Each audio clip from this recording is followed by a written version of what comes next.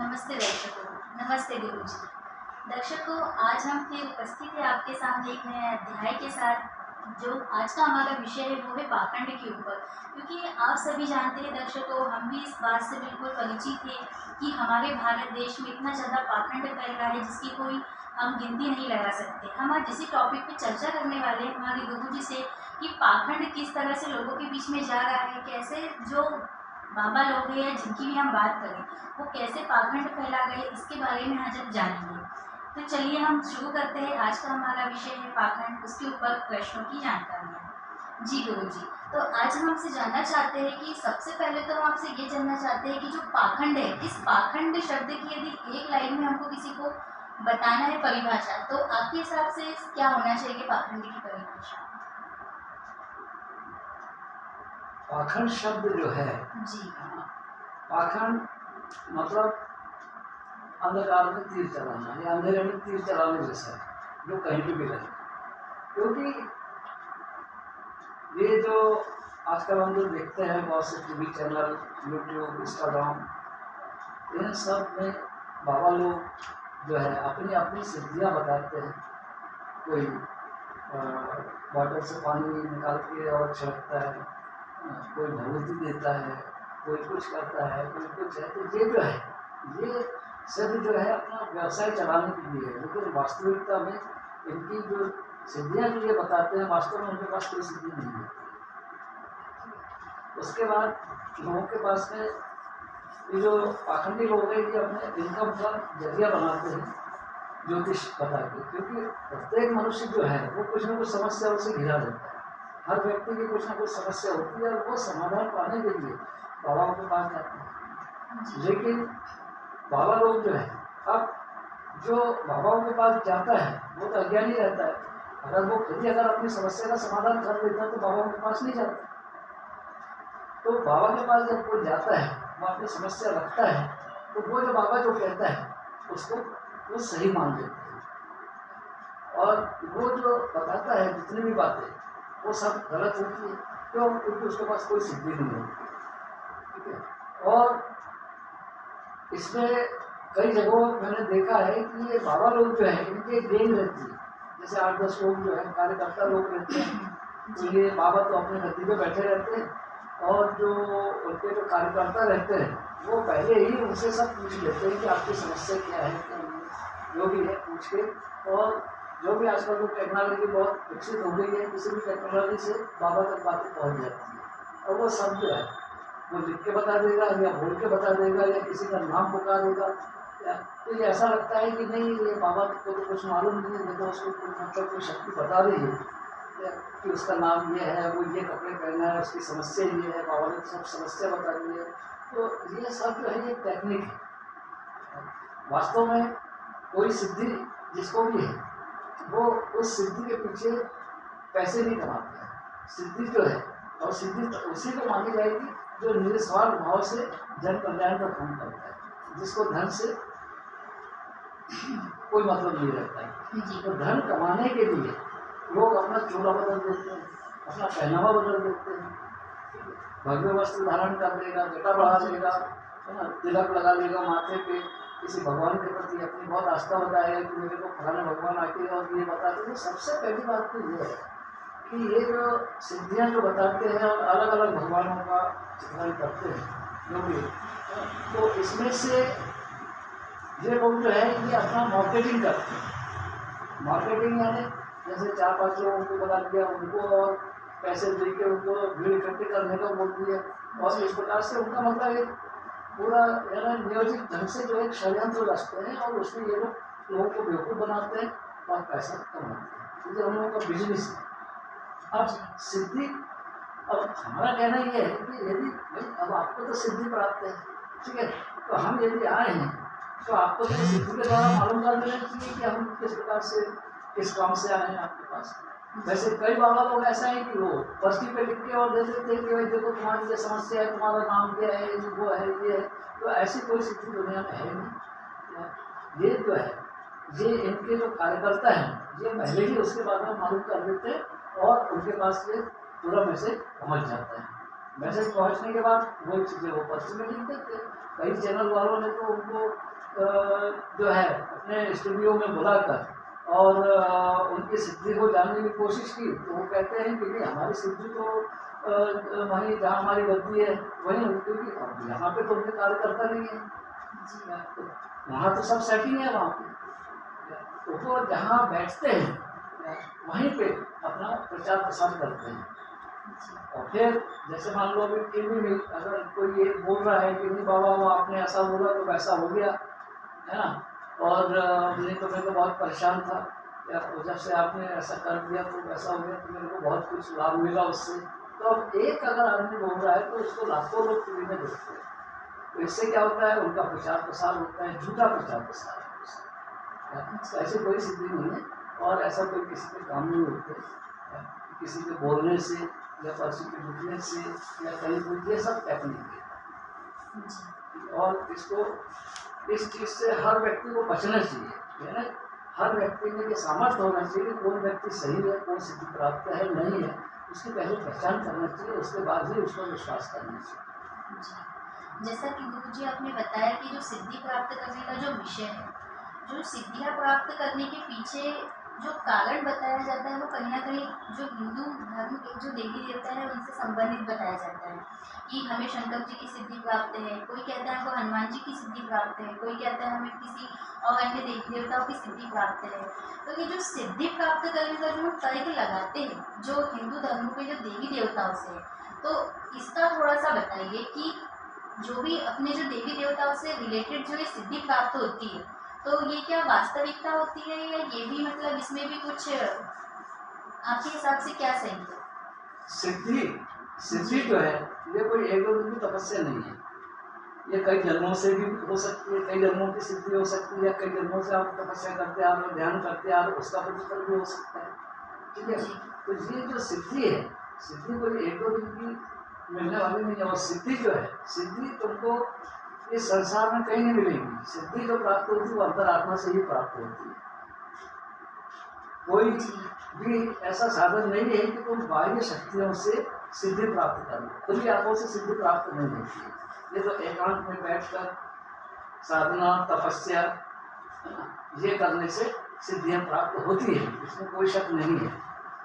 पर सिद्धियां प्राप्त करने के लिए सालों साल बहुत मेहनत करना पड़ता है, बहुत तपस्या करना पड़ता है, बहुत तपोबल इकट्ठा करना पड़ता है, वो निरंतर तपस्या करने से होता है, निरंतर ध्यान करने से होता है। ऐसा नहीं है कि सिद्धि 2-4 दिन में आ जाए। पर लोगों ने क्या है कि 2-4 मंत्र याद कर दिए, 2-4 कर दिए अपना, और लोगों को बेवकूफ़ बनाना, ठीक है, और उनकी समस्याओं का समाधान करना, जबकि बाबा लोग खुद ही अपनी समस्याओं का समाधान नहीं कर पाते हैं और दूसरों की समस्या का समाधान करने की बात कहते हैं।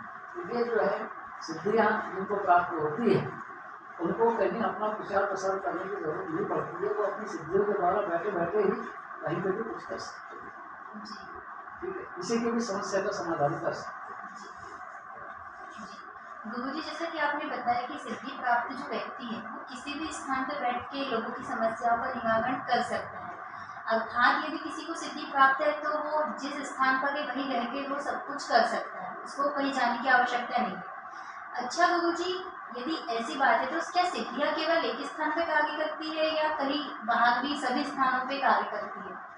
क्योंकि जैसे जैसे आपने बताया कि जो व्यक्ति होता है, जो भी सिद्धि प्राप्त व्यक्ति है, वो केवल जिस जगह निवास करता है वो बोलता है कि मेरी सिद्धियाँ बस इसी एरिया में काम करती है और मैं कहीं दूसरी जगह पे काम नहीं करती, इसलिए वो अपने एरिया में किसी व्यक्ति को बुलाता है। जी, तो आप ये बताइए कि जो सिद्धियाँ प्राप्त जो व्यक्ति है उसकी सिद्धियाँ केवल एक ही स्थान पे कार्य करेगी या सभी स्थानों पे कार्य करेगी? पहली बात तो ये है कि जिसके पास सिद्धि प्राप्त है जी, वो तो जहाँ बैठेगा वहीं उसकी सारी शक्तियाँ उसके साथ, जहाँ भी बैठे। ऐसा कोई निश्चित स्थान नहीं है कि मेरे आश्रम में आ जाओ, मेरी गद्दी पे जहाँ मैं बैठता हूँ वहाँ पर आओ, ऐसी सिद्धि काम नहीं करती। सिद्धि अब एक उदाहरण के रूप में बताता हूँ कि आपके हाथ में एक टार्च है ना, तो वो टार्च अंधेरे को दूर करने के लिए काम करता है, उसमें लाइट अगर चालू कर दो टार्च का तो लाइट दिखता है।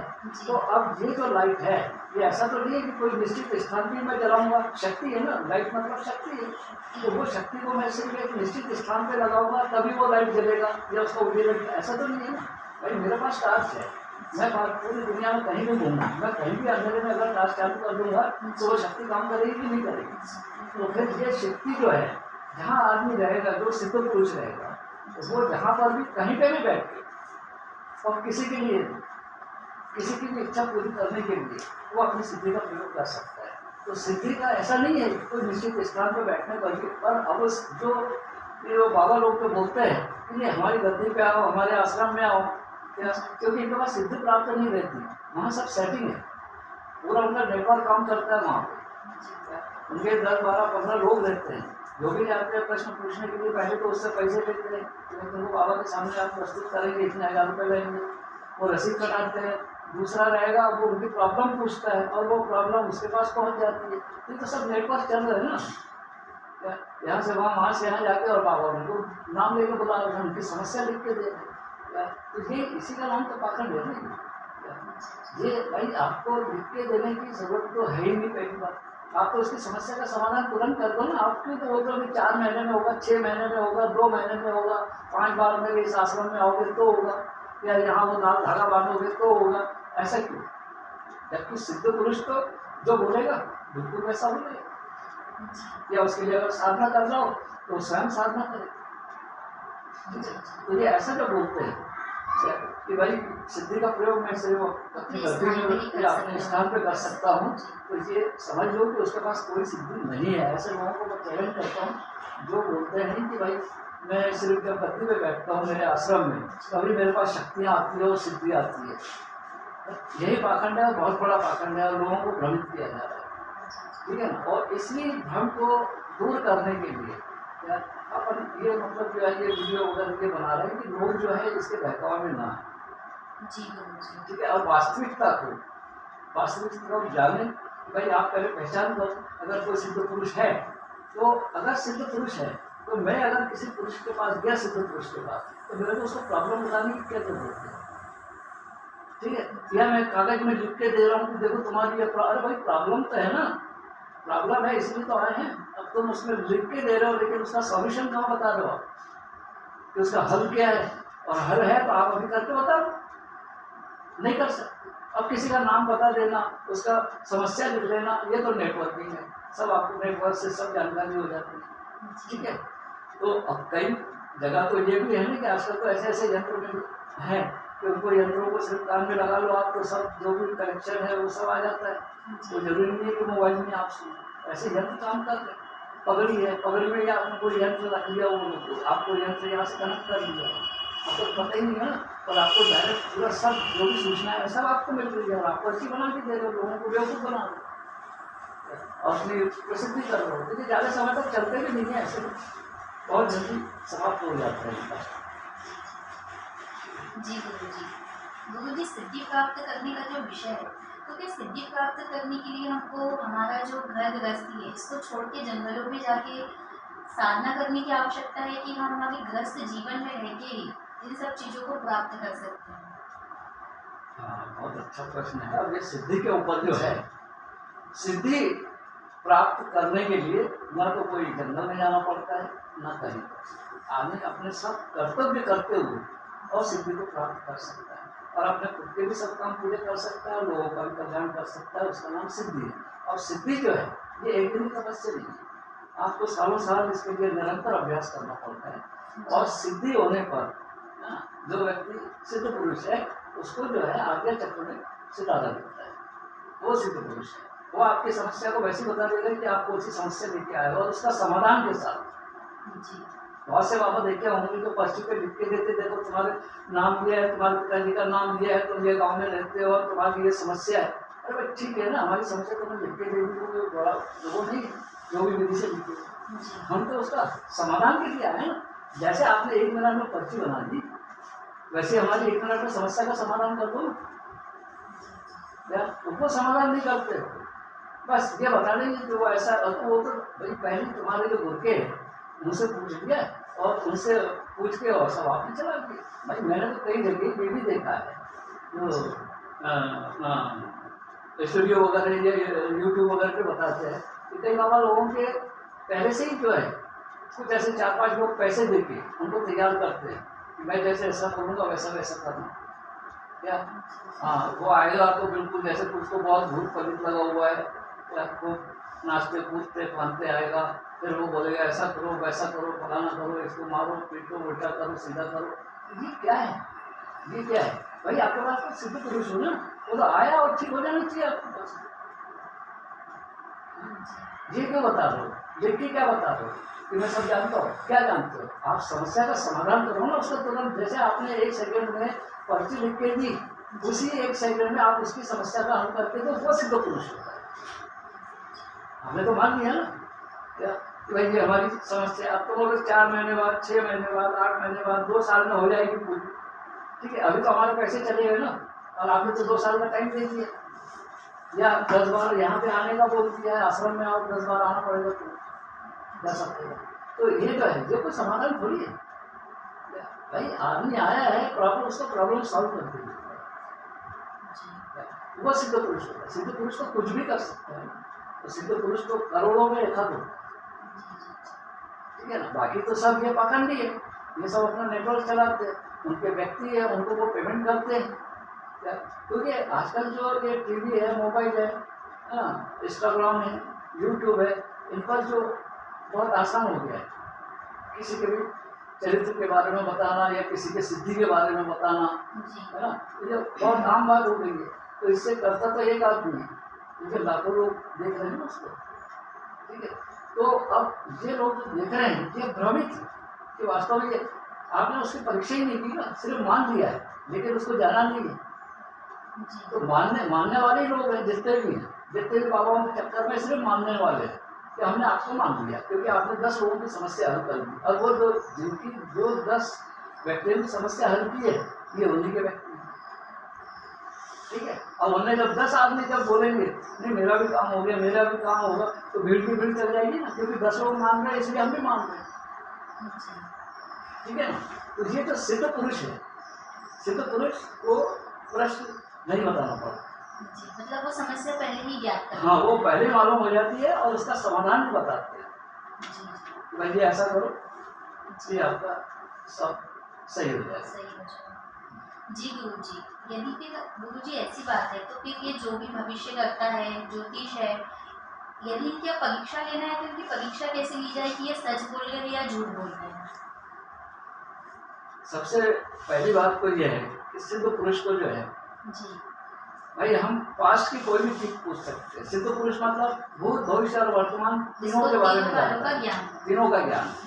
पास्ट में जो हुआ उसका भी है, वर्तमान में जो हो रहा है वो भी है, और भविष्य में जो होने वाला है वो भी है, ठीक है। आप किसी से बात मत करो, आप गए कहीं आश्रम में भी जाते हैं, कोई अगर आपसे पूछता भी है कि भाई आप कैसे आए हो, क्या है, घर वाली में इसके लिए आया हूँ उसके लिए, आप मत बोलो किसी पर हम आए हैं, हमारी प्रॉब्लम है, हमसे बोलने को बताएंगे यदि पूछते हैं, ठीक है ना। लेकिन अब जो कई जो अशिक्षित लोग रहते हैं वो लोग जाते हैं, और वहाँ के जो गुर्गे जो है वो बहुत चमचालाक रहते हैं, तो वो लोग तो सब पूरी उनका पूछ लेते हैं आप टाइटल क्या है, वो क्या समस्या है तुम्हारी, है ना, और क्या क्या है, तो उनसे सब फीस भी ले लेंगे, और फीस लेके और सारी जानकारी उनको बाबा लोग पहुँच जाती है। फिर बाबा उसके अनुसार बोलते हैं देखो हम कितने सिद्ध पुरुष है, हमने उसका नाम बता दिया, उसके बाप का नाम बता दिया, कहाँ रहता है वो भी बता दिया, वो क्या प्रश्न लेके आया वो भी बता दिया, तो वो हमने पर्ची बना। ये सब टेक्निक है, ये सब जो है ये ब्रेक वर्क से सब कुछ आसान हो जाता है, इसमें बोल जाता है ये ठीक है, ये सब जो है ये ठीक है। और भोली भाली जनता जो है, जो अशिक्षित लोग हैं, वो विश्वास कर लेते क्योंकि उन्होंने देखा नहीं किया, बिना देखे मेरा नाम बता दिया, है ना। तो ये जो चीजें हैं यही हम जो है ये अंधविश्वास, ये पाखंड, ये हम लोगों के बीच रद्द करना चाहते हैं। और हम ये चाहते हैं कि भाई प्रत्येक व्यक्ति जो है पहले जो भी बाबा के पास जा रहे हैं उसको परखो, उसको जानो कि ये सही नहीं है। तो उसके लिए हमको क्या करना होगा, पिछली पास का कुछ पूछो, उसको तो सब मालूम है ना सिद्ध पुरुष को। जब वो आपके नाम की पर्ची बना के दे रहा है, आपकी बीमारी लिख के दे रहा है, कहाँ रहते हो वो लिख के दे रहा है पर्ची पे, तो उसको ये भी तो मालूम होगा ना कि उसका भूतकाल क्या है। आप उससे कोई भी प्रश्न करो ना, मेरा सबसे प्रिय दोस्त कौन सा है, मेरा एजुकेशन कहाँ तक, ठीक है, और मेरी बहनें कितने हैं, मेरे भाई कितने हैं, मेरे पिता जीवित है या नहीं, मेरा खुद का मकान है कि नहीं, ऐसी चीजें जो पास्ट की जो अपने को मालूम है लेकिन उसको नहीं मालूम। आप पहले उसका एग्जाम तो लो, या अगर वो पिछली बातें अगर वो सही बताता है तो हम भविष्य के बारे में कल्पना कर सकते हैं ना, लेकिन होता ऐसा नहीं है। हम तो अपनी प्रॉब्लम हमको दिखती है, हम उसके जानते नहीं है, सिर्फ मानते हैं, क्योंकि 10 लोगों ने मान लिया है, 11वां नंबर हमारा है, 10 लोगों ने मान लिया इसलिए 11वां नंबर भी मान रहा है।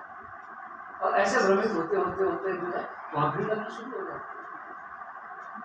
तो सबसे पहले कोई भी साधु हो, संत हो, बाबा हो, इनकी पहले परीक्षा करो, और परीक्षा करने के बाद जब तुमको पूर्ण आत्मविश्वास हो जाए कि नहीं ये बाबा बिल्कुल सही बोल रहा है, आप इससे करो, कोई दिक्कत नहीं, लेकिन उसकी पहचान तो करो। सिर्फ उसके ढोंगी जो है अपना इस पे कि भाई भगवे कपड़े पहन लिए, उसने पगड़ी लगा ली या टोपी लगा ली, तिलक लगा लिए, जटे बढ़ा लिए, तो वो बाबा थोड़ी, बाबा तो हर कोई बन जाते हैं। कपड़ों को देख के आदमी की पहचान नहीं होती, तो उसके अंतरात्मा में झांक के देखना पड़ेगा कि आदमी है कैसा, इसके बाद वास्तव में सिद्धि है या नहीं। तो जब तक सिद्धि की पहचान नहीं करोगे तब तक तुम कैसे चीज कर सकते हो। जैसे गुरु जी कई लोग होते हैं जो संन्यास ले लेते हैं, जीते जी अपना कई लोग पिंड दान कर देते हैं कि अब हम मृत हैं, अपने आप को मृत घोषित कर देते हैं। बस वही है फिर कि मृत घोषित करने के बाद अपना पिंडदान करने के बाद वो वही भगवे कपड़े पहन लेते हैं, तिलक लगा लेते हैं, मालाएं डाल लेते हैं, जटाएं बढ़ा लेते हैं। तो क्या ये संन्यास लेना और अपने जो जीवन, जो गतिमान जो जीवन है, और उसके बाद में संन्यास ले लेना, क्या ये सही है? देखो, जो सिद्धि का जो अर्थ है या संन्यास लेने का अर्थ है या साधु संत या सिद्ध पुरुष या महात्मा जो भी है, सबका उद्देश्य क्या है? जन कल्याण करना। क्या करना है? जन कल्याण करना। अब आप जन कल्याण अगर कर रहे हो, आपने भगवान वस्त्र भी पहन लिया, मैंने संसार भी छोड़ दिया, सब कुछ छोड़ दिया, तो फिर आप क्या कर रहे हो? क्योंकि आपका तो दिमाग इसमें लग ही नहीं चाहिए ना, फिर संसार में फिर तो आप देने वाले हो जाओगे ना, देने वाले थोड़ी क्या कहोगे, आप तो भगवान बन गए ना, आप भगवान बन गए, क्योंकि आपको जो कुंडली के जो 12 भाव हैं उनकी कोई आवश्यकता ही नहीं। कुंडली के जो 12 भाव है आप उसके बाहर निकल गए। संन्यास लेना मतलब क्या हुआ? उसके बाहर निकल, तो उसके बाहर तो तुम निकल ही नहीं सकते हो ना, तो जंगल में जाके तपस्या करने से नहीं निकल सकते, भगवे कपड़े पहनने से नहीं निकल सकते, बाबा का चोला पहनने से नहीं निकल सकते। तो ये जो चीजें हैं, सिद्धि प्राप्त करने के लिए कहीं कुछ करने की जरूरत नहीं है। सिद्धि आपको तभी प्राप्त होगी कि तुम अपने घर में ही रहते सबके साथ सबके कर्म निभाओ, जो भी तुम्हारा कर्तव्य है वो सभी रिश्तेदारी में, माँ के प्रति आपका कर्तव्य, पत्नी के प्रति, पति के प्रति, बच्चों के प्रति, जो भी कर्म है वो आपको पूरे करते रहना है, लेकिन उसमें लिप्त नहीं होना है। लेकिन उसमें लिप्त नहीं होना है मतलब मोह पैदा नहीं होना है, अहंकार नहीं चाहिए। ये चीज जब नहीं रहेगी और जब ये पूरे जो 12 घर हैं, 12 भाव हैं कुंडली के, जब तुम्हारे मतलब वो आदमी की इच्छाएं सब खत्म हो जाती है, उसकी कोई इच्छा ही नहीं रहती। जब उसकी कोई इच्छा नहीं रहेगी तो उसकी क्या इच्छा रहेगी फिर कि यार जो लोग जो इच्छाएं रख रहे हैं, जो दुखी है इच्छाओं के कारण, जिसकी इच्छा पूरी नहीं हो रही है, कोई बीमार है, किसी की शादी नहीं हो रही, किसी का मकान नहीं बन रहा, किसी की नौकरी नहीं लग रही है, किसी को शत्रु परेशान कर रहा है, ठीक है। तो अब मैं उनकी समस्या को दूर करूँ, क्योंकि मैं सिद्ध पुरुष, तो मैं इनकी समस्याओं का समाधान कर सकता हूँ। तो उसकी सबकी इच्छा तो पूरी हो जाती है ना। उसके बाद जो धर्म भी होता है, अर्थ भी होता है, काम भी होता है और मोक्ष भी होता है। सिद्ध पुरुष की ये पहचान। सिद्ध पुरुष के पास क्या रहेगा? धर्म भी रहेगा। धर्म मतलब धर्म का ज्ञान, चारों वेदों का ज्ञान, पुराणों का, गीता का, उपनिषदों का, सबका ज्ञान उसको प्राप्त है। इसलिए वो कर्म बंधन में नहीं फंसेगा। कर्म करते हुए भी कर्म बंधन में नहीं फंसेगा। कर्म सब कर रहा है, सबको दिख रहा है, ठीक है। इसके साथ ही, इसकी पत्नी है, इसकी लड़की है, इसकी माँ है, इसकी ये है, वो सब इसलिए वो कर भी रहा है वो, लेकिन भौतिक शरीर को देख रहा है, उसके अंतरात्मा को नहीं देख रहा है। जब अंतरात्मा में क्या है, वो सबसे अलग है, ठीक है। तो सिद्ध पुरुष जो होता है वो संसार का त्यागी पुरुष होता है। और संसार को त्यागी करने का मतलब ये नहीं कि तुम जंगल में जाके बैठ जाओ कि मैंने सब छोड़ के आ गया। तुम अगर छोड़ के भी चले जाओगे तो वो पीछा नहीं छोड़ेंगे तुम्हारी गृहस्थ जीवन जो है।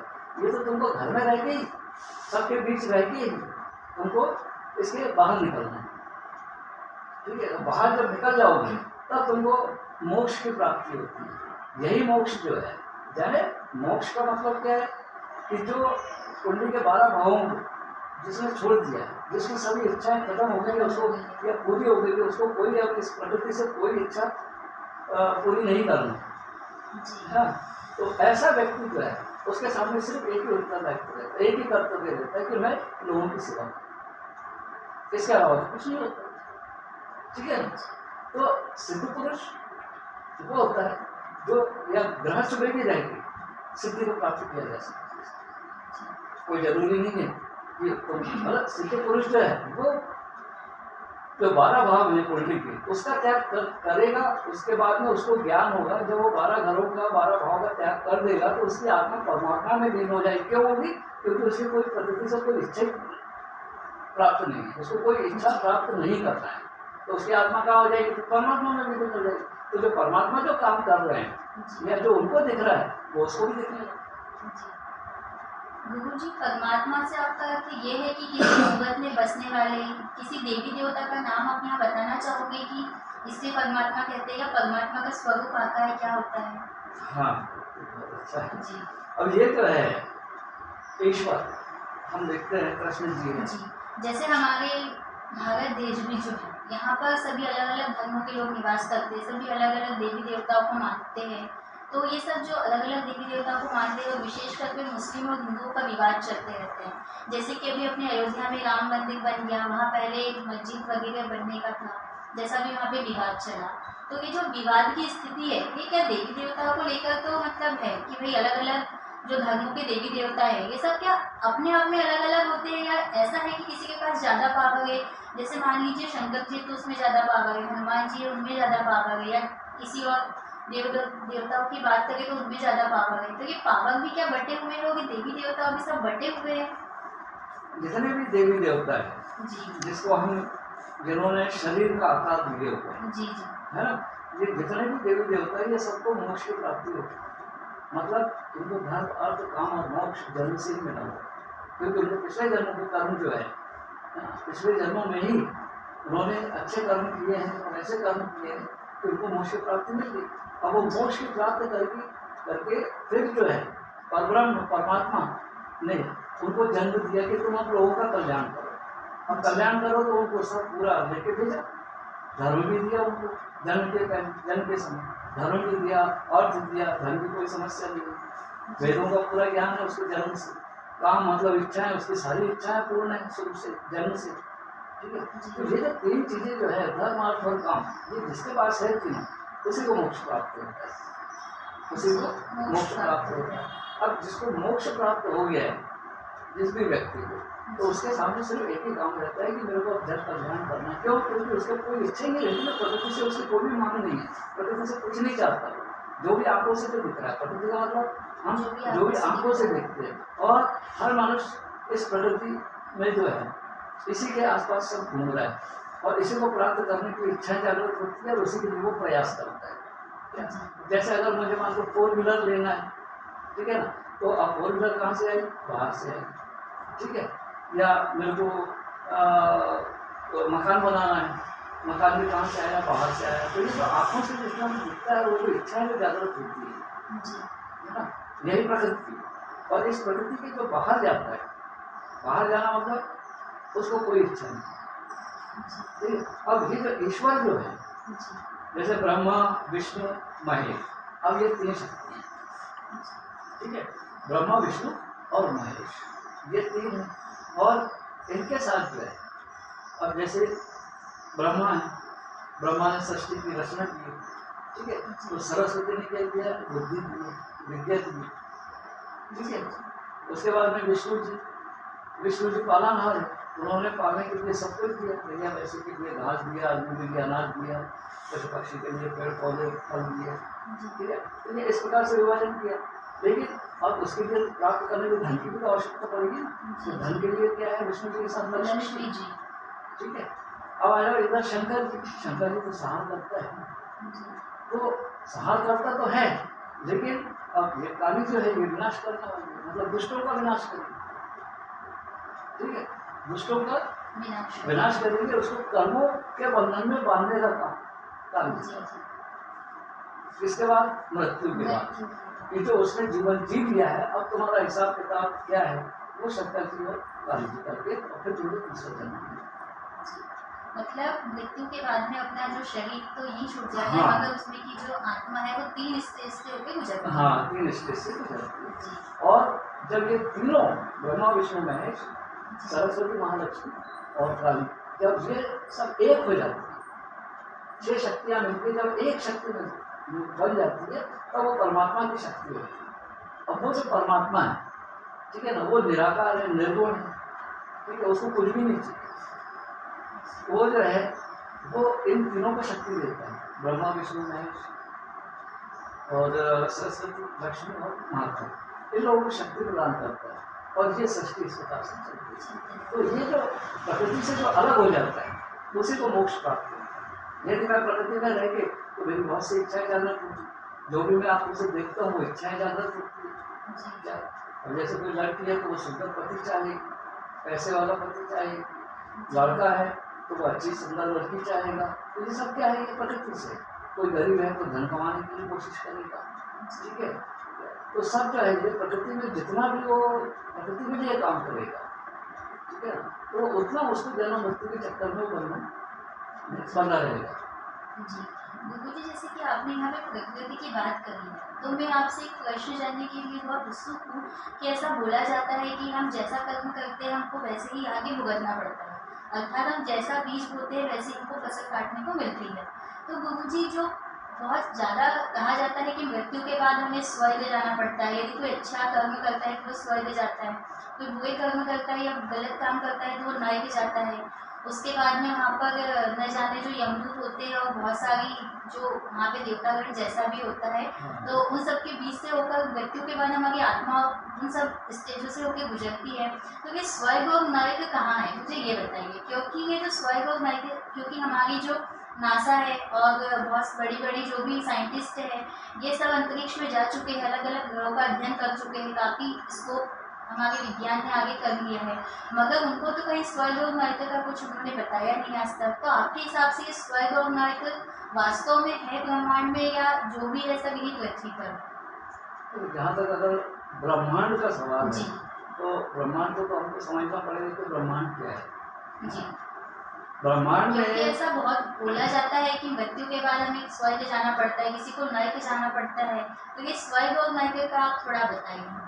स्वर्ग और नरक, जी, तो सबसे पहले हमको ये ब्रह्मांड को समझना पड़ेगा कि जो लोग कहते हैं कि ब्रह्मांड में जो है स्वर्ग और नरक नरक उपस्थित है ना, जी, या तो सबसे पहले तो ब्रह्मांड को समझेंगे, ठीक है। तो ब्रह्मांड में जो है, अब ब्रह्मांड में हमारी पृथ्वी भी शामिल है, ब्रह्मांड में पृथ्वी हमारी शामिल पृथ्वी भी शामिल है। है। ऐसा नहीं है कि ब्रह्मांड से ये अलग है, पृथ्वी अलग है, ऐसा तो नहीं है, ठीक है। अब सवाल ये उठता है कि ये जो ब्रह्मांड में जो ग्रह है ना, कितने ग्रह हैं ये? 9 ग्रह है। 9 ग्रहों का जो है वो प्रभाव हमारे ऊपर आता है, क्योंकि ये पृथ्वी के सबसे ज्यादा नजदीक है, इसलिए इनका प्रभाव पड़ता है 9 ग्रहों का, ठीक है। इसके ऊपर के जो ग्रह हैं वो शायद गुरु ग्रह से भी बड़ा होगा, शनि ग्रह से भी बड़े होंगे, लेकिन उसका प्रभाव हम तक नहीं पड़ता, ठीक है। लेकिन हमारे ऊपर जो अंतरिक्ष में या ब्रह्मांड में जो 9 ग्रह हैं, उसी 9 ग्रहों की ग्रेविटी के अंतर्गत हमारा जीवन चलता है, ठीक है। अब ये जो 9 ग्रह हैं, ये अपने अपने ग्रहों के उसके सबके कार्य अलग अलग हैं। 9 ग्रह, सूर्य चंद्र मंगल बुध गुरु शुक्र शनि राहु और केतु, ठीक है, इनके पास। अब सवाल उठता है स्वर्ग और नरक का, है ना, कि अब ये पुरातन काल में लिखने वालों ने ग्रंथ बना दिए या कुछ और भी अपनी शैली में लिख दिया, बाकी देखा किसी ने नहीं। जी, देखा किसी ने नहीं है, लेकिन हमारे वेदों पुराणों में चर्चाओं में बहुत है, गरुड़ पुराण में इसी पर है, इसी पे आधारित है कि भाई मृत्यु के बाद आत्मा का क्या होता है, कहाँ जाती है, क्या होता है, फिर वो जन्म कैसे मिलती है, और मनुष्य के लिए क्या पिंडदान करना चाहिए, उसके मृत्यु के बाद में ये पूजा करना चाहिए, वो पूजा करना चाहिए, ठीक है।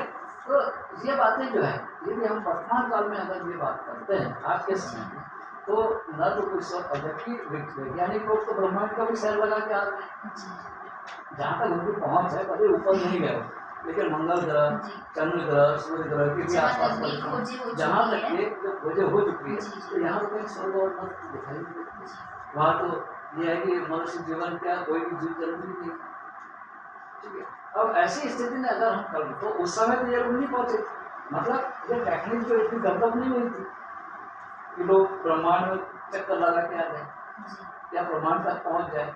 और मैं नहीं पहुंच रहा हूँ तो मैं कुछ भी कल्पना कर सकता हूँ, नहीं मेरे को चांद भी दिख रहा है ना, वो चांद भी स्वर्ग है, ठीक है। ये मंगल पे जो है वो नरक है, तो ये नरक और स्वर्ग जैसे कोई बात नहीं होती।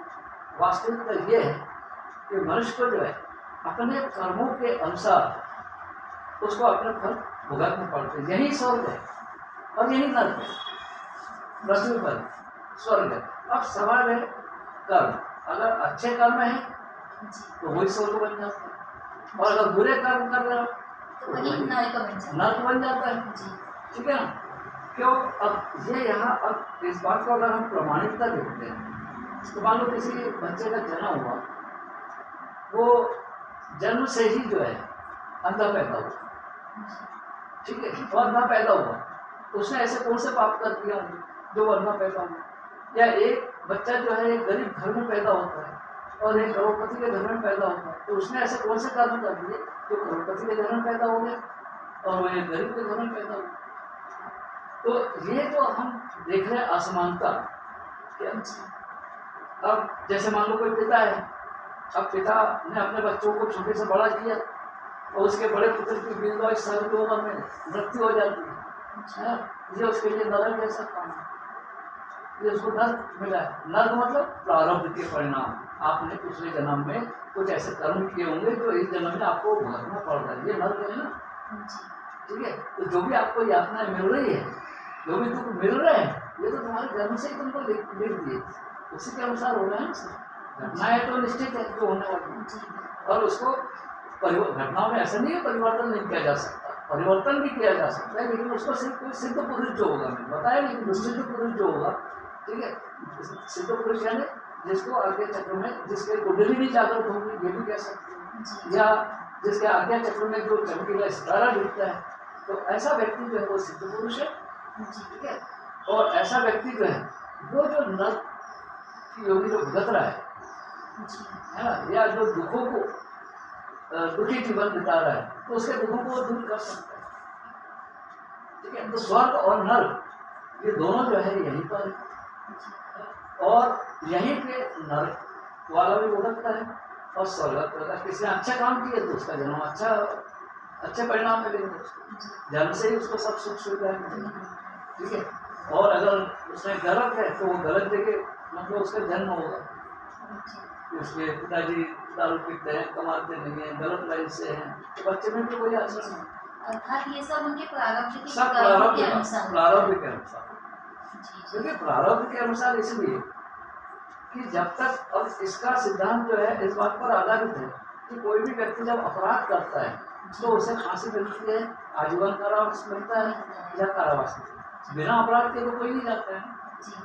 ये तो हर व्यक्ति जानता है इस बात कि जब तक आप अपराध नहीं करोगे तब तक आपको सजा नहीं मिलेगी, ठीक है। तो ये तो निश्चित है ना कि आपने अपराध किया, अब इसी को इधर आ जाओ जन्म, तो कोई जन्म अगर हुआ है तो अंदर ही उसको कौन से पाप करनी है, जन्म से उसने तो कुछ आगे भी नहीं किया, बोलना सीखा ना चलना सीखा, कोई भी स्टेज से जब वो नहीं गुजरा है तो फिर वो कैसे मतलब अंधा या जो भी तो यहाँ ये अपन कल्पना कर सकते हैं कि ये प्रारब्ध के फल है जो उसको अभी भुगतना, उसका हो सकता है कि इन आंखों का गलत प्रयोग किया है ना, गलत तरीके से लोगों का मर्डर किया हो, या निर्दोष व्यक्ति को भी मार दिया हो अपने स्वार्थ के लिए, कई ऐसी घटनाएं होती है ना, क्या कि निर्दोष किसी घर में कोई चोरी कर ले, अरे भाई उससे तो कोई दुश्मनी नहीं है मकान मालिक से उसकी, लेकिन वो तो बुरे काम कर रहे हैं ना, क्या उस ताला तोड़ा, घर में घुस गया, उसने सब सामान चोरी लेके चला गया, तो ये तो इसको तो भुगतना नहीं पड़ेगा,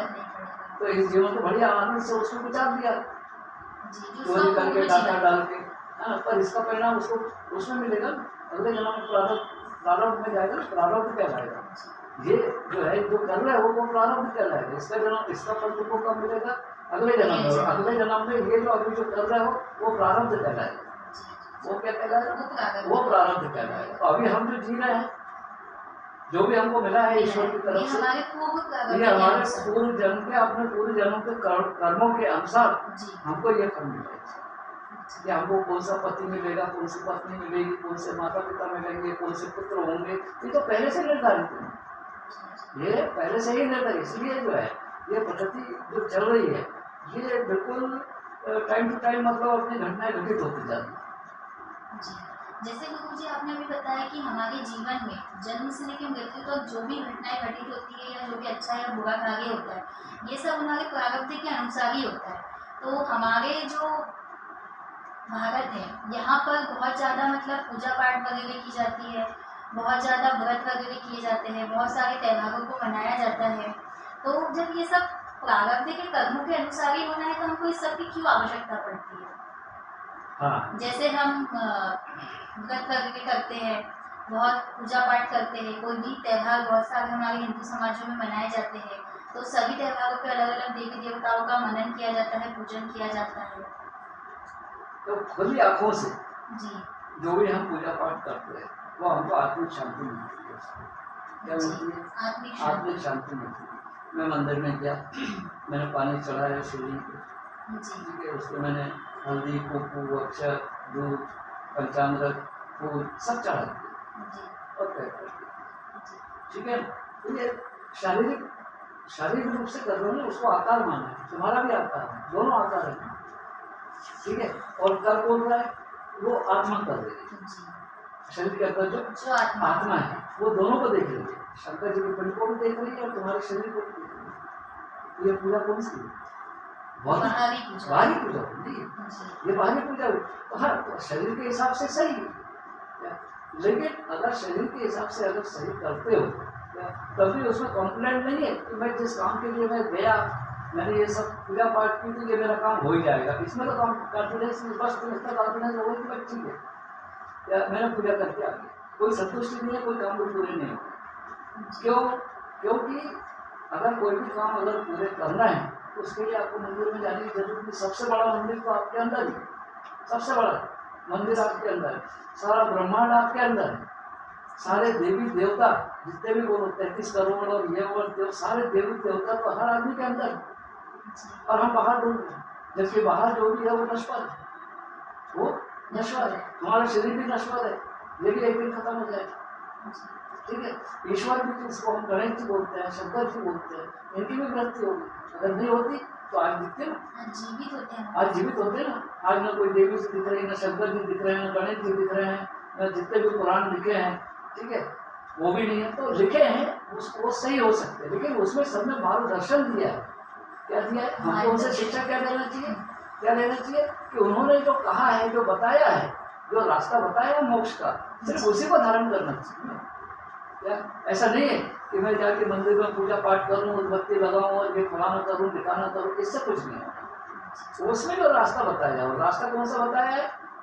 मोक्ष प्राप्ति का। और मोक्ष प्राप्ति के लिए क्या बोला कि ईश्वर जो है, ईश्वर जो है वो परमेश्वर है। ईश्वर को कौन चला रहा है? परमेश्वर चला रहा है। तो जितने भी आकार दिए वाले भगवान है उनको सब जो चलाने वाला कौन है? परमेश्वर है, जो कि निराकार है, निर्गुण है। वो तो उसको तो आंखों से देख भी नहीं सकते, उसको ना उत्पत्ति चाहिए, ना फूल चाहिए, ठीक है, ना कोई आकार में होना कि विष्णु जी की मूर्ति, शंकर जी की मूर्ति, इसकी तो कोई आवश्यकता ही नहीं, ठीक है। तो जो है तुम्हारे अंदर ही है।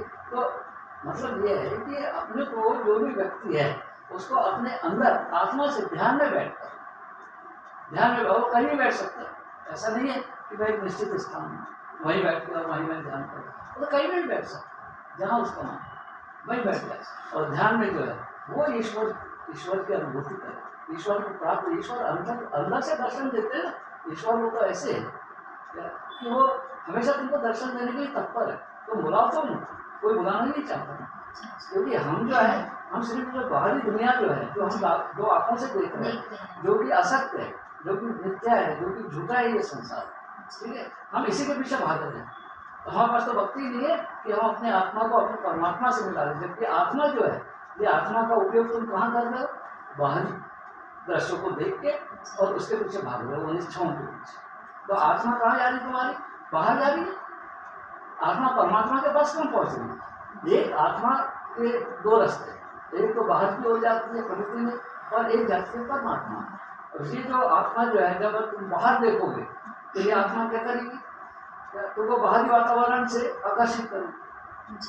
ठीक है, अरे शंकर जी के मंदिर चले गए तो अब कृष्ण जी के भी मंदिर चले जाओ, अब दुर्गा जी के मंदिर में चले जाओ, तो ये यहाँ क्या हो रहा है? द्वैत भाव।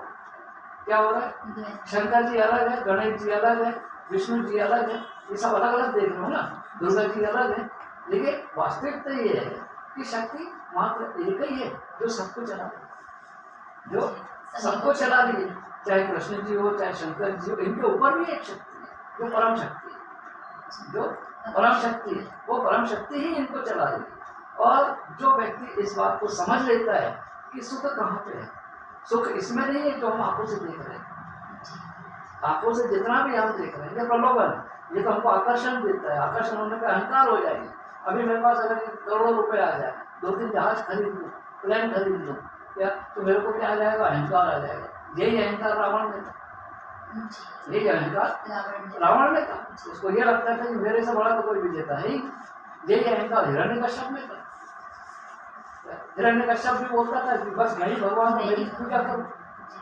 प्रहलाद उनका खुद का जो लड़का था, उस प्रहलाद को भी जब वो विष्णु का नाम लेते थे तो उसको बहुत सी यातनाएं दी कि मैं जब भगवान हूँ तो दूसरे भगवान को क्यों बोलता? वो विष्णु तो बोले चला रहा है क्या? तो ये जो चीजें रहती है, जब तुम अंतर ज्ञान से, प्रहलाद की कोई उम्र नहीं थी ना, तो उसको इतनी कम उम्र में कैसे ब्रह्म ज्ञान हो गया? उसको कैसे ब्रह्म ज्ञान हो गया? भाई 8-10 साल का बच्चा जो है उसको ब्रह्म ज्ञान हम देखते किसी को नहीं होगा। 8-10 साल का बच्चा तो अपने माँ बाप के इसमें रहेगा, या देख रहा है वैसे माँ बाप सिखाएंगे ऐसा कर वैसा कर, इसी में लगे रहे। और वो जो है 8-10 साल का लड़का है, उसको ब्रह्म ज्ञान तो बचपन से मिलता, कहाँ से मिला उसको? प्रारब्ध के अनुसार मिला। तो ये जो है ईश्वर, ईश्वर जितने भी आकृतियां हैं जो भी है, ये कहीं कुछ नहीं है, सब में उसी का अंश, इसका परमात्मा। चाहे गणेश जी कह लो, चाहे शंकर जी कह लो, या विष्णु जी कह लो, या ब्रह्मा कह लो, सब में वो एक ही अंश है। ये सभी ने बहुत सी उत्पत्ति कर दी, अनेक लोगों की उत्पत्ति कर दी, और हमको सब अलग अलग दिखते हैं वास्तव में। और यही जो है, यही द्वैत भाव है। द्वैत भाव यानी अलग अलग दिखना, और अद्वैत यानी दो भाव नहीं है, ये सब एक ही है। मतलब मेरे में तुम हो, तुम्हारे में मैं हूँ। और इसीलिए जो उपनिषद यानी वेदों का जो उपनिषद है, उपनिषद में लिखा तत्वमसि, बहुत अच्छा वाक्य है। सिर्फ इतना सा एक शब्द है, गागर में सागर वाली बात। क्या है? तत्वमसि। तत्वमसि का अर्थ यह है कि जो मैं हूँ वही तुम हो, और जो तुम हो वही मैं हूँ। क्योंकि जो मेरे अंदर है वही तुम्हारे अंदर है, पर हम क्या है? अलग अलग दिखते हैं सब। भाई अलग है, माँ अलग है, पिता अलग है, पति अलग है, दोस्त अलग है, पड़ोसी अलग है, तो हम सबको अलग अलग रूप में देखते हैं, और हम इसी में बदल जाते हैं। यही हमारा ज्ञान। जबकि सब में एक अगर तो किससे मिलते भी हो तो मतलब तुम अपने आप से मिल रहे हो, तुम अपने आप से बात कर रहे हो, ठीक है। तो ये जो द्वैत भाव जो है, ये द्वैत भाव हमारी आत्मा को भ्रमित कर देता है, और आत्मा हमारी कहाँ चली जाती है? प्रकृति में चली जाती है। और प्रकृति में जो आकर्षण होता है, जो इच्छाएं होती है, हम उसी पे लगे रहते हैं, उन्हीं की इच्छाओं को पूरी करने में लगे रहते हैं। जबकि वास्तविकता क्या है कि जब हमारा भ्रम जो है इधर से टूट जाएगा, जब ब्रह्म ज्ञान इसी को बोलते हैं कि प्रकृति को समझ, जैसा प्रकृति को समझ लिया तो प्रकृति में रहेगा, प्रकृति के साथ काम भी करेगा, लेकिन उसका लिप्त नहीं होगा। उसका ध्यान कहाँ रहेगा? परमात्मा में रहेगा। परमात्मा, आप जो मुझे कर्म करने के लिए दे रहे हो, मैं वो सब कर्म कर रहा हूँ, लेकिन मेरे को इससे कोई अपेक्षा नहीं, मेरे को चाहिए भी नहीं, लेकिन आप मेरे को करने लगा दो तो वो निस्वार्थ भाव से करेगा। कैसे करेगा? मेरे को कुछ नहीं होना, ठीक है। माँ को बच्चा भी हुआ, निस्वार्थ भाव से भाई मेरा कर्तव्य है, उसको पालना पोसना पड़ेगा, लेकिन मैं उससे अपेक्षा नहीं करूँ, ठीक है। तो हम क्या है, लेकिन हम किसी से भी अगर, ये प्रकृति का नियम कि हम अगर किसी को भी अगर कुछ देते हैं, है ना, तो उससे अपेक्षा रखते हैं कि नहीं ये जो है मेरे को साथ देना चाहिए। हाँ, हम अगर किसी की मदद भी करते तो ये सोचते हैं कि मैंने उसकी मदद की है, तो उसने तो मेरा भी ख्याल रखना चाहिए, हम अपेक्षा रखते हैं, ठीक है। तो ये जो भावना है ये द्वैतभाव पैदा करती है। और अद्वैत भाव जब आ जाता है, इतना तो बस जो है कि मैं जो हूँ वही तुम हो, जो तुम हो वो मैं हूँ, ठीक है। ये भावना जब आ जाती है तो कहाँ पृथक है? सब एक ही है ना, क्या? लेकिन हम भावनाएं हमारी इसमें, ये आत्मा जो है भ्रमित कर देती है, जबकि आत्मा जब तक इसमें रहेगी तो इच्छाएं पैदा होगी तो आकर्षण पैदा होगा, मोह पैदा होगा, मोह पैदा होगा तो तुम इसी में लगे रहोगे, पूरा जीवन खराब कर दोगे और अच्छे बुरे परिणाम के कारण जो है वो तुमको फिर से बार बार जन्म लेना पड़ेगा। जी गुरु जी, आज आपने हमको बहुत ही अच्छी बात बताई द्वैत भाव अद्वैत भाव के बारे में, और जो भी पाखंड जो हमारा आज का जो विषय था उसमें भी हमारे बहुत सारे प्रश्नों के उत्तर आपने दिए, हमें बहुत सारी नई जानकारियाँ प्राप्त हुई।